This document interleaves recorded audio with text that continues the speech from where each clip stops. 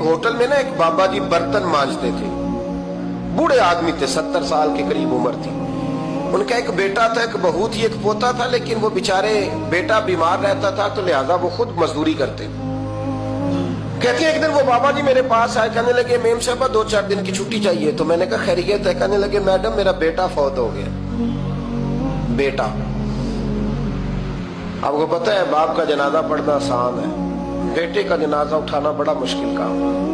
कहती है मैं कुछ लिख रही थी, मेरे हाथ से कलम गिर गया, मैंने खुद गाड़ी भेजी, बाबा जी गांव चले गए जहां वो रहते थे। कहती 2-3 दिन के बाद मैं और मेरा शौहर गए तो रास्ते में हम बातें कर रहे थे कि क्या ताज़ियत करेंगे, एक ही बेटा था, कोई रिश्तेदार भी नहीं, तो उसकी तो कायनात उजड़ गई, किन लफ्जों से उसे ताज़ियत क्या कहेंगे। कहते जब हम गए तो वो टूटी हुई चटाई पे बैठा था, कुछ लोग करीब थे, हमने जाके कहा बाबा आप मुसलमान हैं, हम आपको क्या नसीहत करें, एक ही बेटा था, कि किस तरह करके हम आपको तसल्ली दें। तो कहते उसने आंखें खोली, बूढ़ी आंखों में ईमान की रोशनी, कहने लगा बीबी क्या ताज़ियत की बात करती हो, मैंने कोई पैसे जमा करा के बेटा लिया था, खुदा ने फजल से दिया था, अदल से ले गया है, मैं अपने रब के फैसले में बड़ा राजी हूं। अल्लाहु अकबर। वो खातून कहती है कि वो बाबा जी से मैंने कहा कि चलो आप 1 महीने की छुट्टी कर ले, तो कहने लगा नहीं मैडम मैं मुसलमान हूँ, मुफ्त की रोटी नहीं खाता, मजदूरी करके खाता हूँ, मैं इंशाल्लाह 2-3 दिन के बाद काम पे आ जाऊंगा। कहते वो चंद दिनों के बाद आ गया, अल्लाह की कुदरत के अभी 2-3 माह गुजरे थे, फिर आया, मैडम छुट्टी चाहिए कुछ दिनों की। मैंने कहा खैरियत है? कहने लगे वो मेरी बहू भी हार्ट अटैक से फौत हो गई। कहते अब मैं भी तड़प गई हूं और ईसाई हो कि मेरी आंखों में आंसू आ गए। मैंने कहा घर का दरवाजा बंद हो गया, अब ये बेचारा क्या करेगा। वो अपने शौहर के गम में हार्ट अटैक से फौत हो गई।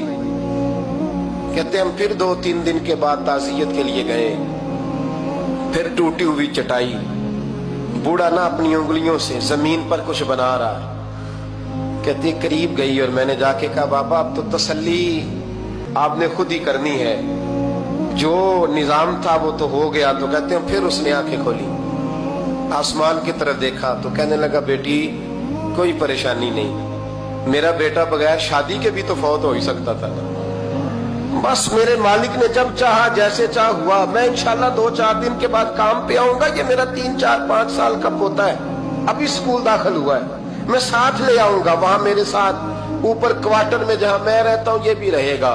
कभी कभी मैं देखती छत पे खड़े होके कि दादा घोड़ा बना हुआ है और पोता सवारी कर रहा है, वो सवेरे उठता उसको स्कूल छोड़ के आता, शाम को लेके आता, प्यार करता, मोहब्बत करता।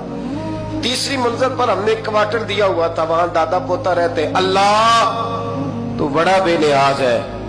कहती है इकबाल एक दिन ना पोता ऊपर वाली मंजिल पे खेल रहा था, उसका पैर फिसला, वो गर्दन के बल जमीन पे गिरा, मुझे खबर हुई तो मैं दौड़ी, एम्बुलेंस मंगाई, खून से लिथड़े हुए उस बच्चे को दादे ने अपनी गोद में रखा। और जब हम अस्पताल की तरफ गए तो हॉस्पिटल बाद में आया, जनाबे इजराइल पहले आ गए और कहते वो गोद में दम तोड़ गया। फिर दादे ने उसे अपने हाथों से गुस्ल दिया, फिर उसने अपने बूढ़े हाथों से कब्र खोदी और फिर मिट्टी डाल के कहने लगा इन्ना लिल्लाहि व इन्ना इलैहि राजिऊन, जे सोना ही मेरे दुख विच राजी, जे सोना ही मेरे दुख विच राजी। फिर सुख नु चुल्ले डावा। कहते वो मिट्टी डाली उसने और जब वो वापस पलटा तो मैं बाजू से थाम के होटल करीब लाई और मैंने उसके करीब कहा कि बाबा तू टूट गया है, तू बिखर गया है। तो कहते हैं यूं उसने हाथ रखे और यूं आंसू छटक दिए। कहने लगा मैडम क्यों क्यों, मेरे अंदर कोई अकीदा नहीं, मैं कोई लवारस हूं, मेरा कोई रब नहीं, मैं क्यों परेशान रहूंगा, मैं तो पका हुआ फालू, थोड़े दिन गुजरेंगे कब्र में जाऊंगा और जब जन्नत में जाऊंगा तो अल्लाह मेरी बेटे से भी मुलाकात कराएगा, मेरे पोते से भी मुलाकात कराएगा, मेरा रब सारी मुलाकातें करा देगा, मैं अपने अल्लाह की रजा पे बड़ा राजी हूं। वो खातून कहती है मेरा और मेरे शौहर का कलेजा फटने लगा। मैंने कहा बाबा ये जज्बा कहां से मिलता है, ये सुकून कहां से आता है। یہ کیفیت کیسے ملتی ہے؟ مجھے کہنے لگا تو نے لینی ہے؟ میں نے کہا تو کہنے لگا تو بھی گنبد خضرا والے نبی کا کلمہ پڑھ جا، اللہ تجھے سکون عطا کرے۔